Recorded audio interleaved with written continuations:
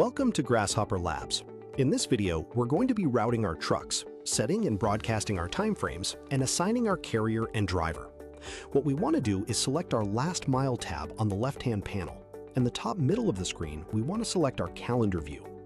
Once you're inside of here, you're going to click into the day that you want to action on, and it's going to populate your list of manifests. So here I'm going to click into this truck, and the first thing that I want to do is select my plan button located on the top right of the screen. Now, once we're inside of here, we're going to select our Edit Route tool. That's also located on the top right of the screen. You can manually drag and drop stops, or manually adjust the time frames should you want, or you can allow Grasshopper to optimize your route. And once we're comfortable with the positioning of these stops and the times, we can simply hit our green check mark, lock our truck, and then broadcast our timeframes directly from the screen. So here I can select all of the stops and the methods that I want to broadcast these timeframes with.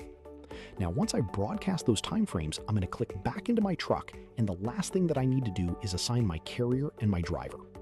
Once you've done so, you can simply save your manifest, and that is how you route, time, and broadcast your trucks.